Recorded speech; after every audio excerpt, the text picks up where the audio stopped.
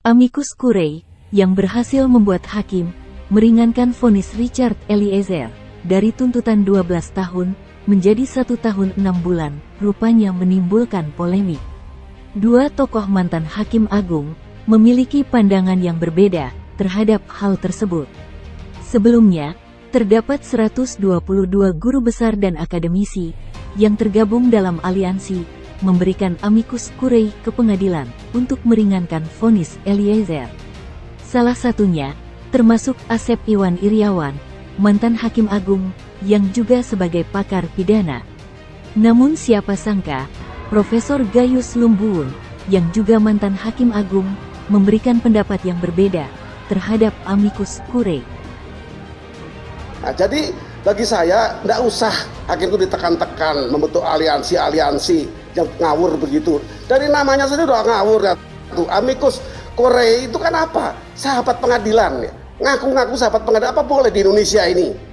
Dan kalau ini dilakukan dalam bentuk aliansi pakar pidana, ya, aliansi ada mantan hakim agungnya di situ dan berbagai status guru besar dan para pakar menyebut dirinya aliansi dari amicus curiae.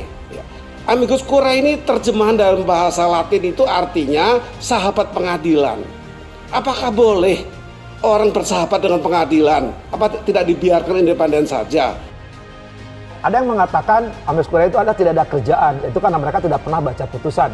Ada lebih dari 8 putusan, tapi paling gampang itu perkaranya Prita. Perkaranya kan dulu mantan Presiden Soeharto. Perkaranya yang paling gampang lagi salah satu direktur BUMN, ya, itu dibebaskan juga karena adanya sahabat peradilan.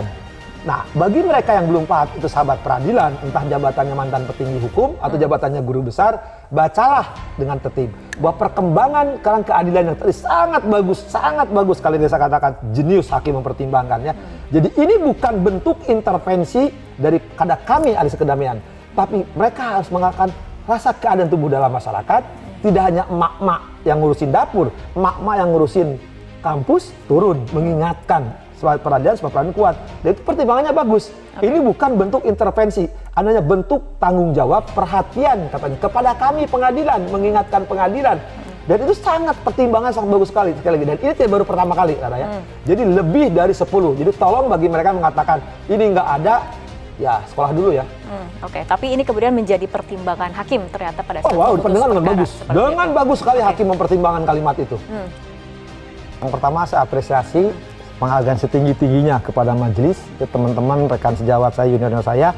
Saya doain mudah-mudahan Anda menjadi hakim agung. Kami doakan karena Anda ada keberanian menjatuhkan kemarin hukuman dan sekarang juga ada keberanian memberikan apresiasi. Terlepas saya juga masih penasaran, kalau saya sih pengennya bebas lepas, tapi sudahlah kita hormati res judicata propter habetur. Nah, gimana ini akan menjadikan? Pertama akan menjadikan tadi asalnya kan eksekutor, setelah kemudian justice collaborator, mudah-mudahan jadi motivator. Motivatornya apa? Memberikan motif-motif kepada para JC-JC berikutnya untuk kita menyelesaikan masalah di Republik ini. Supaya kita selesaikan ada beban, itu yang pertama. Kedua, kejujuran ini ternyata di Republik dihargai. Terlepas saya berbeda tentang selamat hukuman kan, kalau saya pengennya lepas atau bebas. 1 tahun 6 bulan saya pikir kita hargailah itu putusan pengadilan, karena mungkin banding, mungkin kasasi. Artinya apa? Bagi siapapun kelak yang akan jadi JC, ya, walaupun dia orang kecil, pemikirannya, kesahajaannya, tapi dia ada keberanian. Itu yang disebut bahwa keberanian, kejujuran adalah keadilan tertinggi. Sekarang disampaikan, dan bayangkan di Republik ini tidak pernah ada seorang pembunuh atas penjabatannya, ya, mendapat apresiasi. Dan apresiasi dari mama itu kemudian juga dari kami dari aliansi akademisi Indonesia. Itu juga ya, guru besar begawan yang dikenal di kampus killer.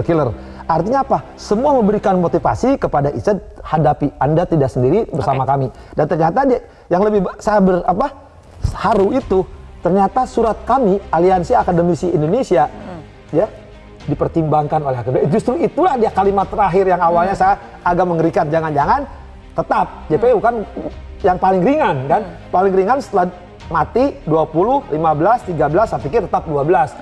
Ternyata di luar dugaan 1 tahun 6 bulan. Sekali lagi, terlepas saya pengennya bebas sama lepas. Ya. Tapi itu sekedar penghormatan dan apresiasi yang setinggi-tingginya. Mudah-mudahan ini pembelajaran sangat berharga. Martin Lucas Simanjuntak juga sependapat dengan pakar pidana Asep Iwan Iriawan. Martin menilai, jika amicus curiae dilarang dan dianggap sebagai intervensi, tentu hal ini tidak sesuai dengan sistem demokrasi di Indonesia. Tadi dia bilang jangan terpengaruh dengan tekanan publik, yang dimaksud itu ya kalau menurut dia, kalau menurut kami kan ini aspirasi positif. Maka menurut saya sama saja dia mengatakan bahwa tidak perlu negara ini dengan dasar demokrasi. Kenapa? Karena kalau ada hal yang positif tidak dipertimbangkan dengan alasan tekanan publik, menurut saya ini suatu kekeliruan yang sangat fatal ya. Dan nggak boleh seperti itu. Kecuali kalau ada orang datang ke persidangan bawa golok, hukum mati Verdi Sambo, nah itu yang salah. Ini kan enggak, jadi amicus curiae. Dan mereka menjadi amicus curiae itu karena apa? Karena ya ada dua hal. Yang pertama bahwa Richard mau dipersalahkan. Jadi pasca membunuh Joshua dan memfitnah sebagai pemerkosa, sekarang orang-orang ini mau mencari kambing hitam lagi. Siapa kambing hitam berikutnya? Menurut konsep pembelaan Verdi Sambo adalah Richard Eliezer. Amicus curiae yang diberikan oleh aliansi akademisi dan lembaga advokasi rupanya sangat berguna dalam pertimbangan hakim dalam memangkas hukuman untuk Richard Eliezer. Tak tanggung-tanggung, hakim memangkan hukuman Eliezer dari tuntutan jaksa hingga lebih dari 10 tahun.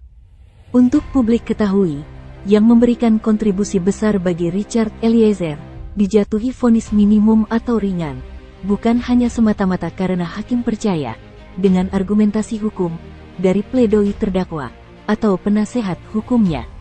Tapi yang menyelamatkan Richard Eliezer dari vonis berat hakim, setidaknya ada dua hal. Pertama, adalah status justice kolaborator, sebagaimana diatur dalam Undang-Undang LPSK, benar-benar telah diakui keberadaannya dan dihargai dalam proses peradilan pidana.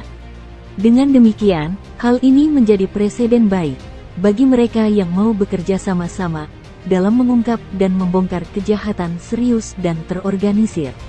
Kedua, bahwa dalam pertimbangannya, hakim secara tegas mengakui keberadaan amicus curiae sebagai alasan meringankan hukuman bagi terdakwa Richard Eliezer, di mana hal ini jarang sekali dilakukan oleh hakim-hakim lain dalam pertimbangan putusannya dalam perkara pidana. Keberadaan amicus curiae atau sahabat pengadilan itu sifatnya bukan intervensi pihak eksternal kepada proses peradilan, tetapi sifatnya adalah dukungan moral agar hakim menggunakan nurani dan kejujurannya dalam memutuskan suatu perkara tanpa takut diintervensi maupun intimidasi dari pihak manapun. Dengan demikian, amicus curiae atau sahabat peradilan tetap menjaga independensi hakim dalam memutuskan suatu perkara, sehingga putusan hakim benar-benar berdasarkan ketuhanan yang Maha Esa yang memberikan keadilan kepada semua masyarakat.